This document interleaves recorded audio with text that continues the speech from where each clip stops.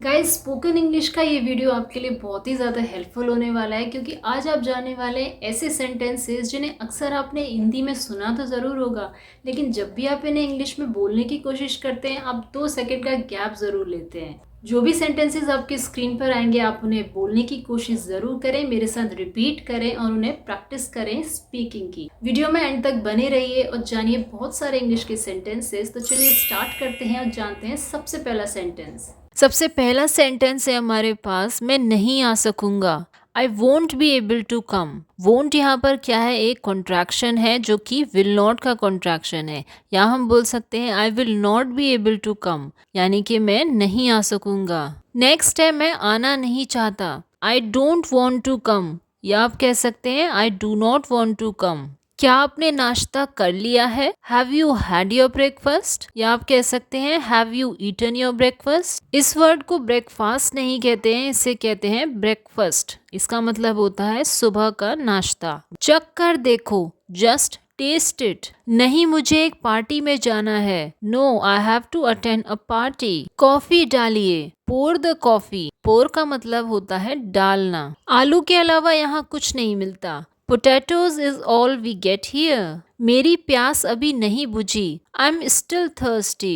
आप उबले अंडे लेंगे या तले हुए? Will you have fried eggs or boiled eggs? Amish अच्छा खाना बनाता है। Amish is an expert cook. थोड़ी तरी और दीजिए। May I have little or some more gravy? आपकी घड़ी में क्या बजा है? What's the time by your watch? 7:30 बजे हैं। It's 10:30. क्या आप मुझे समय दे सकते हैं? Can you spare a little time? हर चीज का समय होता है। There is a time for everything. करीब करीब आधी रात है। It's almost midnight. मुझे जाने दो, लेट मी गो। मैं भी चलूं? May I join you? मुझे यह सुनकर बड़ा दुख हुआ। I am very sorry to hear this. जब भी हम किसी से इरिटेट होते हैं तो हम बोलते हैं भाड़ में जाओ, तो आप कह सकते हैं गो टू हेल। झगड़े का फैसला हो गया, द क्वेरल इज सेटल्ड। अब एक दूसरे से मिलो, नाउ बी फ्रेंड्स। अब किसी न किसी तरह बात को निपटाओ, now settle the matter somehow. Somehow का मतलब होता है किसी न किसी तरह। मेरी आंखों से दूर हो जाओ, गेट लॉस्ट या get out of my site.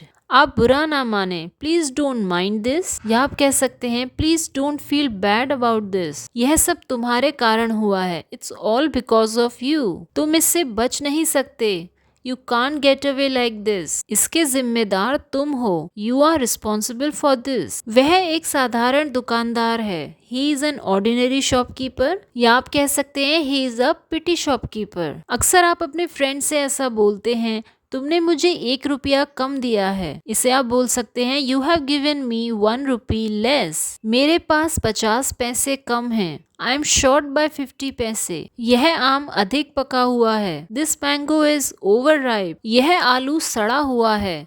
This potato is रॉटन। मेरा हिसाब चुका दो, क्लियर माई अकाउंट्स। बाल बहुत छोटे ना काटना, don't cut the hair too short. यह पुस्तक खूब चलती है, this book is very popular. भाव गिर रहे हैं, द प्राइसेस आर फॉलिंग। मेरी घड़ी को तेल और सफाई चाहिए, my watch needs oiling and cleaning. क्या माल अच्छा है? Is the stuff good? काफी दूर है, इट्स क्वाइट फार। यह बिल्कुल नया है, इट्स ब्रांड न्यू। अक्सर नई चीजों को देखकर हम बोलते हैं इट्स ब्रांड न्यू, यह बिल्कुल नया है। यह पेज फटा हुआ है, दिस पेज इज टॉर्न। मुझे कुछ अच्छी किताबें दीजिए, give me some good books. किसी से मत कहो, इसके लिए आप बहुत चीजें यूज कर सकते हैं।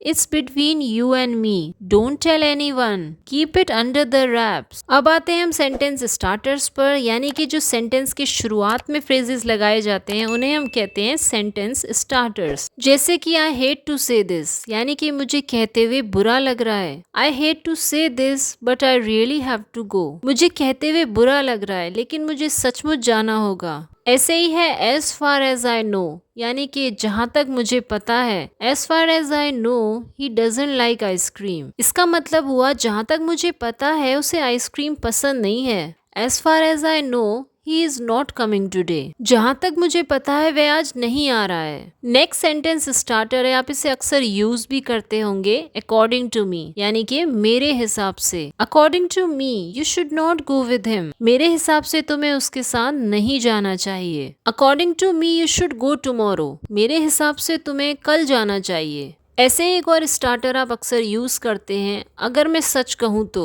इसे कहेंगे वेल टू बी ऑनेस्ट। अगर मैं सच कहूँ तो मेरे पास टाइम नहीं था। Well to be honest I didn't have the time. अगर मैं सच कहूँ तो मैंने खाना खा लिया था। Well to be honest I had eaten the food. If you have learned anything new, अगर आपने कुछ भी नया सीखा है तो type in the comment box, press the like button and subscribe the channel.